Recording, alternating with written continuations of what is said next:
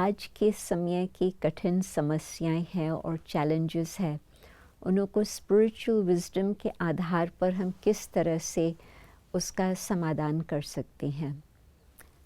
तो पहले तो मुझे लगता है कि आप सबके सामने यही बड़ी कठिन समस्या आई है कोविड-19 का। तो उसमें पहले तो होती है खुद की फीलिंग्स, उसको ठीक रखना। फिर दूसरा होता है जिन्हों को ज़रूरत है आपकी मदद की, उन्हों के फीलिंग्स को भी समझ करके उन्हों को कुछ इस प्रकार से आप मन से, शब्दों से कुछ इस प्रकार से सहयोग देवें। यदि कुछ धन तन से भी आप कर सकते हैं, उसका भी आप प्रबंध करेंगे अवश्य। परंतु मुख्य बात तो है कि ऐसे कठिन समय में जो खुद के मन में भी डर होता कि पता नहीं अभी और आगे क्या होगा, या जो आपके क्लाइंट्स हैं उन्हों के मन में भी वो डर है, पहले तो इस डर को हम किस तरह से उसका हल कर सकें।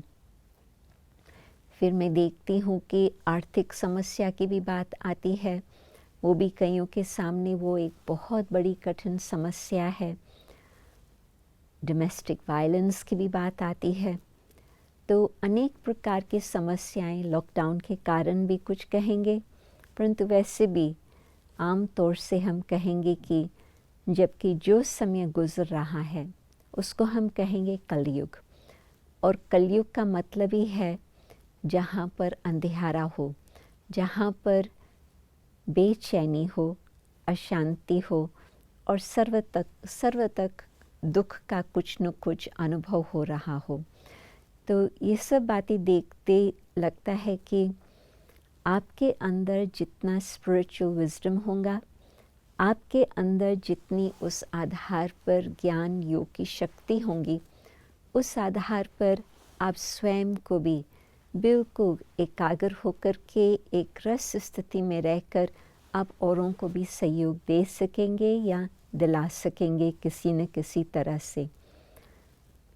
और पहली बात तो मैं कहेंगी कि इन सब बातों को देखते आप खुद अपनी स्थिति को बिल्कुल एक रस बनाएं, क्योंकि जब हमारा मन अचल अडोल होगा, निर्भय होगा, तो हम औरों को भी कुछ समाधान दे पाएंगे।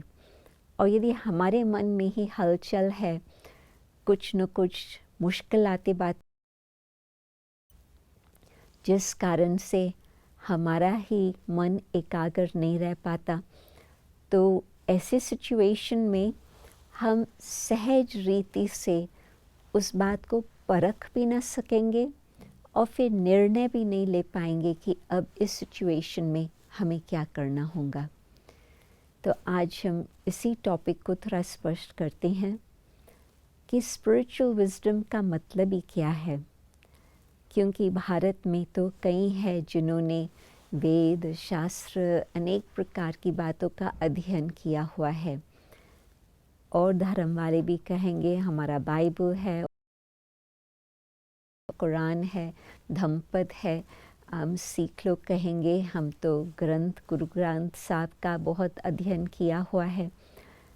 तो ये सब स्पिरिचुअल रिसोर्सेज होते भी हम आज अपनी स्थिति को उन सब का सहयोग लेकर के भी मन को बिल्कुल अचल अडोल एक रस क्यों नहीं कर पाते हैं। मुझे लगता है देयर समथिंग मिसिंग। और मैं ये बतानी चाहूँगी पहले तो कि जो रिलीजियस स्क्रिप्चर्स है उन्होंने तो हमें सहयोग दिया है, परंतु फिर भी हम यहाँ तक कलयुग के बहुत अति दुख की घड़ियों पर पहुँचे हैं। तो मैं ये पूछने चाहती हूँ प्रश्न, क्या शास्त्रों से भी कुछ और बात हो सकती जो हम सबके लिए रहे? क्योंकि शास्त्र तो हर धर्म वाला अपने शास्त्र को ही मानेगा। और हाँ, मैं मानती हूँ कि हज़ारों वर्षों से मनुष्य आत्माओं को उन्हों के द्वारा ही सहयोग प्राप्त रहा है। परंतु आज के समय मैं आपको ये सजेस्ट करती हूँ कि स्पिरिचुअलिटी एक अलग चीज़ है। Spiritual wisdom is based on spirituality. और जो भी अपने शास्त्र है, किसी भी प्रकार के धर्म के शास्त्र क्यों न हो, उसमें जो सार निकलता है, मैं समझती हूँ उसमें दो बातें आती है। एक तो आती है स्पिरिचुअलिटी एसेंस, उसमें आता है mystical experience of the divine, परमात्मा का, भगवान का, गॉड का, अल्लाह का हमें पर्सनल एक्सपीरियंस बहुत ही आवश्यक है। और सेकंड फिर आती है बात कि जो वैल्यूज़ आज के संसार में बिल्कुल गायब हो चुके हैं, उन वैल्यूज़ की जागृति आती है स्पिरिचुअलिटी के द्वारा।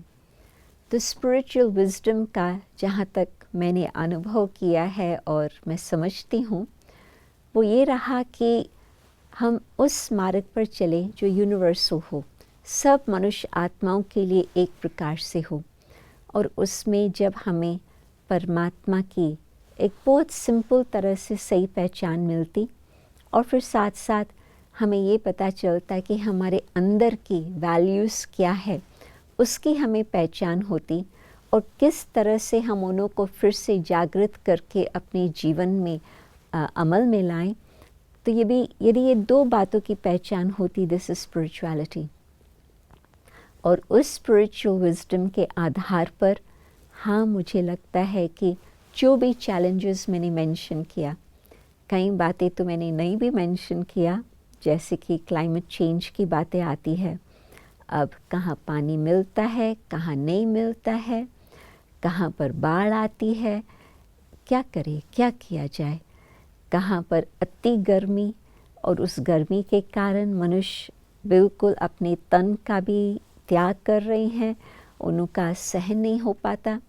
तो क्लाइमेट चेंज की भी कई कॉम्प्लिकेशंस है और वो भी सामने आ रही है, परंतु स्पिरिचुअल कनेक्शन परमात्मा के साथ, और सेकेंडली अपने खुद के वैल्यूज़ जो अंदर है, उन्हों को हम जितना जितना जीवन में धारण करके आगे चलते हैं, सब प्रॉब्लम्स का मुझे लगता है कि हल संभव है।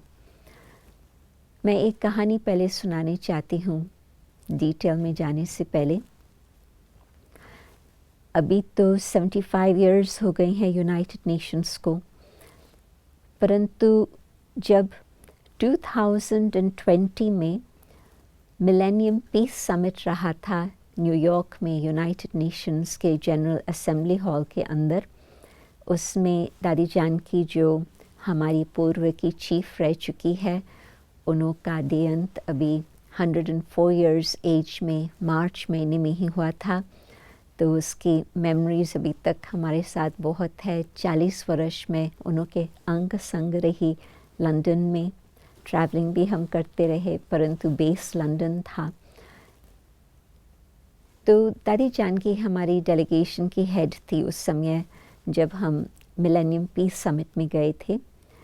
फर्स्ट टाइम था इतिहास में, क्योंकि यूएन तो पॉलिटिकल बॉडी है, परंतु यूएन ने खास रिलीजियस और स्पिरिचुअल लीडर्स को इकट्ठा किया था। तो पहले तो सेरेमनीज चली, उसमें तो बहुत कलरफुल, किसका पर्पल, किसका सैफरन, किसका वाइट, किसका रेड, किसका ग्रीन, भिन्न भिन्न प्रकार के रोब्स वाले सभी आए हुए थे। और दादी जानकी ने भी उस समय बहुत ही सुंदर प्रवचन किया था। तो पहले दिन तो सेरेमनीज और प्रेयर्स और चांटिंग में गया। नेक्स्ट डे एक सेशन रहा जिसमें सभी जो अंडर सेक्रेटरी जनरल्स या असिस्टेंट सेक्रेटरी जनरल्स है यूएन के, जो एक एक डिपार्टमेंट पूरी रीति से संभालते थे, मानो कि जैसे WHO का chief, save the children, UNICEF, environment का चीफ, आदाद, इंटरनेशनल लेबर, तो आप मानो जो भी मुख्य मुख्य एजेंसीज है यूएन की, उन सब का वहाँ पर लाइन अप थी। और पहले तो उन्होंने रिपोर्ट बताया कि तब तक ये का जो मिलेनियम समिट था उस समय की बात है, तो तब तक रिज़ल्ट क्या रही है इनके सारी एजेंसीज़ की। तो उन्होंने क्या बताया कि अधिक रिसोर्सेज है, अधिक पैसा है, अधिक मनुष्य है, अधिक इन्फॉर्मेशन है, अधिक टेक्नोलॉजी है, ये सब कुछ है, परंतु हर डिपार्टमेंट ने यही बताया कि कंडीशंस और बिगड़ती जा रही है। फिर उन्होंने कहा कि इसी कारण से ही हम लोगों ने आप सभी को इकट्ठा किया है, क्योंकि हम मानते हैं कि शॉर्टेज रिसोर्सेज की नहीं है विश्व भर में, स्किल्स, टेक्नोलॉजी, ये सब कुछ अधिक है ही, परंतु it's a lack of will. इस कारण से संसार की हालतें सुधर नहीं पाती है। तो इस कारण से हम लोगों ने आप सभी को इकट्ठा किया है कि जो समाज है उसके अंदर वो भावना उत्पन्न हो, वो विल जागृत हो कि हमें इन सब प्रॉब्लम्स को टैकल करके इन सब का हल करना है। और आप लोग ऐसे व्यक्ति हो जिन्हों को ग्रास रूट्स के साथ कनेक्शन है और आपके पास ऐसे सॉल्यूशंस होंगे। तो मैं तो कहेंगी कि रिलीजन को तो एग्जिस्टेंस में 2500 वर्ष हो चुके, परंतु रिलीजन होते भी प्रॉब्लम्स का हल नहीं हुआ है। तब मैं कहती हूँ spirituality is the essence of all religion. हर धर्म के अंदर स्पिरिचुअलिटी का सार अवश्य ही है, जिस कारण से स्पिरिचुअलिटी हर एक के लिए है। ऐसे नहीं कि एक धर्म के लिए है, परंतु सबके लिए है।